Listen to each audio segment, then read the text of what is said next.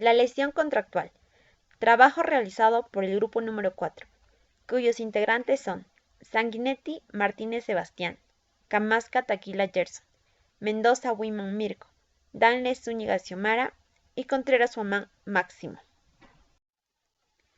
La lesión contractual dentro del Código Civil de 1984. En este video buscamos explicar y desarrollar por completo la lesión contractual. Como veremos a continuación, desarrollamos los puntos más importantes para poder comprender y analizar de mejor forma la lesión contractual.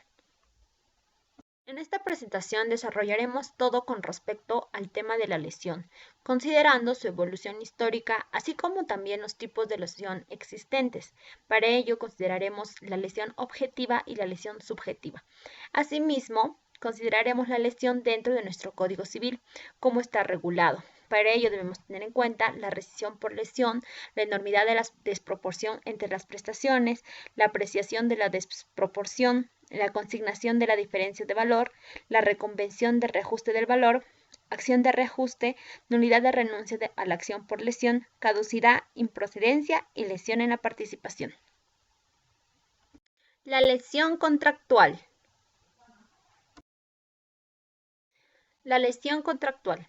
De acuerdo a Torres, la rescisión por lesión es una forma de ineficacia del contrato que tutela a quien contrata en condiciones desiguales por encontrarse en estado de necesidad.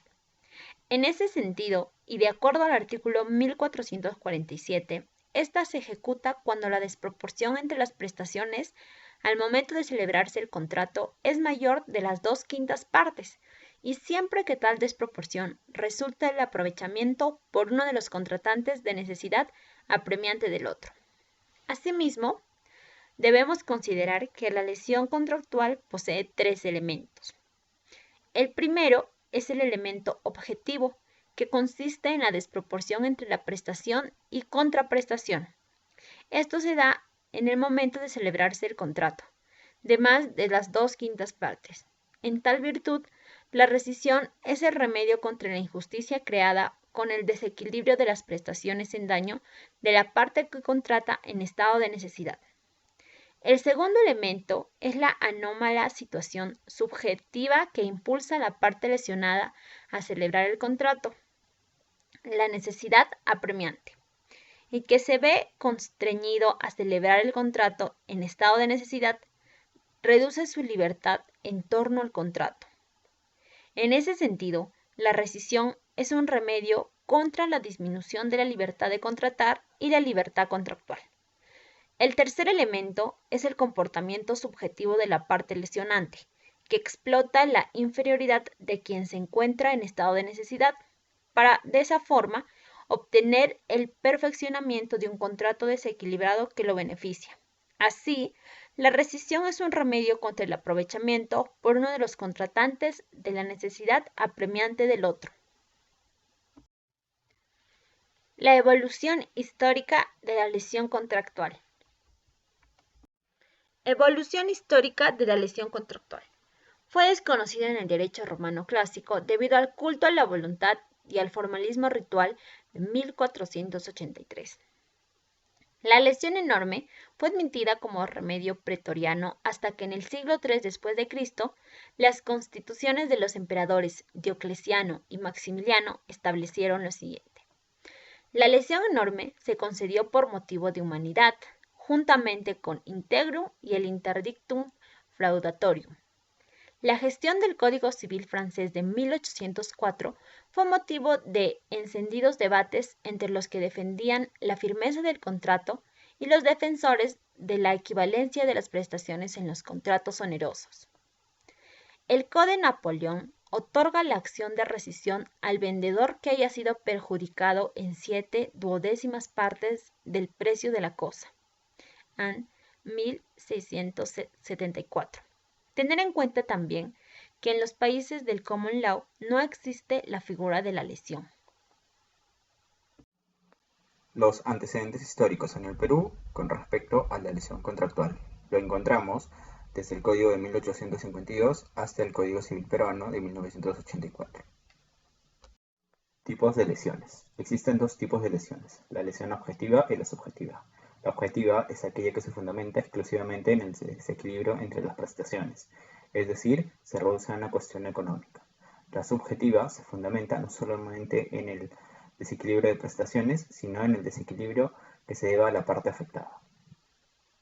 La lesión en nuestro Código Civil peruano se regula de acuerdo a nuestro Código Civil, dado que una de las partes en un contrato abusa de su posición y con ello realiza un acuerdo en el cual se contenga desproporciones en las obligaciones.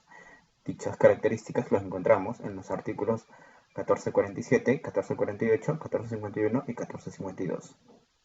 La rescisión. Por disposición del artículo 1447, la lesión es causal de rescisión del contrato. Por mandato de los artículos 1451 y 1452, la lesión también es causal de la acción de reajuste. La rescisión deja sin efecto un contrato por causal existente al momento de su celebración. Artículo 1370. La rescisión del contrato por lesión requiere de declaración judicial. La sentencia que declara fundada la demanda de rescisión por lesión tiene carácter constitutivo en cuanto priva al contrato de su eficacia originaria. Es necesario que en el momento en que se celebre el contrato, la desproporción sea más de 40% entre las prestaciones, esto basándonos en el artículo 1447. La acción por lesión comprende la acción de rescisión, estipulada en el artículo 1447, y la acción de reajuste, que se estipula en los artículos 1451 y 1452. A las pretensiones de rescisión o de reajuste se puede acumular la de indemnización de daños. Ámbito de la acción por lesión. La acción por lesión procede en los contratos onerosos y conmutativos, sean nominados típicos o innominados atípicos. No hay acción por lesión en los contratos riesgosos, puesto que el riesgo propio de estos contratos es la desproporción entre las prestaciones. Con esta figura, el Código busca evitar el abuso del derecho, la mala fe y que las personas se comporten lealmente y solidariamente. Elementos que configuran la lesión. 1. La desproporción entre las prestaciones de más de las 2/5 partes, 40%. Es el elemento objetivo. El estado de necesidad premiante de una de las partes, que es el elemento subjetivo. 3. Que el contratante beneficiario se haya aprovechado de ese estado de necesidad, que también es el elemento subjetivo. Para tener en cuenta, para que la lesión sea causal de rescisión del contrato, es necesario que concurra copulativamente los tres elementos señalados, esto según el artículo 1447. Enormidad de la desproporción de prestaciones.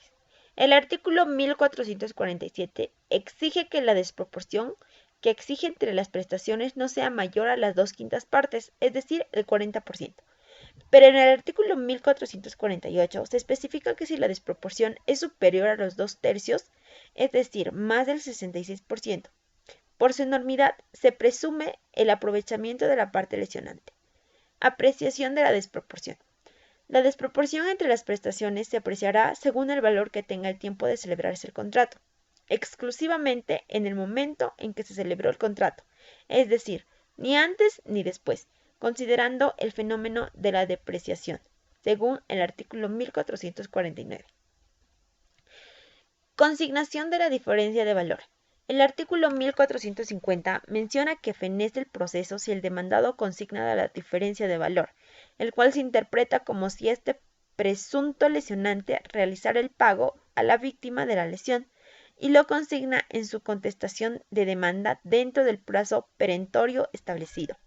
Entonces se puede concluir o fenecer el proceso por lesión contractual.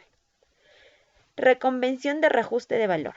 Otra alternativa que tiene el demandado al contestar la demanda, según el artículo 1451, que establece que el demandado puede reconvenir el reajuste del valor. En este caso, la sentencia dispondrá el pago de la diferencia del valor establecido más sus intereses legales dentro del plazo de 8 días, bajo el apercibimiento de declararse el contrato rescindido. Entonces, el demandado puede allanarse a las prestaciones del lesionado y solicitar que el reajuste. Acción de reajuste. La acción de reajuste cobra sentido en el escenario donde no se logró devolver la prestación ejecutada por el lado de una de las partes, por diferentes motivos existentes, ya sea que dicha prestación tenga que ver con un servicio, utilidad de uso único, entre otras cosas, según el artículo 1452 del Código Civil. ¿Qué nos dice el artículo 1452? Nos dice que en los casos en que la acción rescisoria a que se refiere el artículo 1447 fuere inútil para el lesionado, por no ser posible que el demandado devuelva la prestación recibida, procederá la acción de reajuste. No es reconocida la denuncia en nuestro ordenamiento jurídico por ninguno de los motivos que se pueda expresar por alguna de las partes que realizaron el contrato.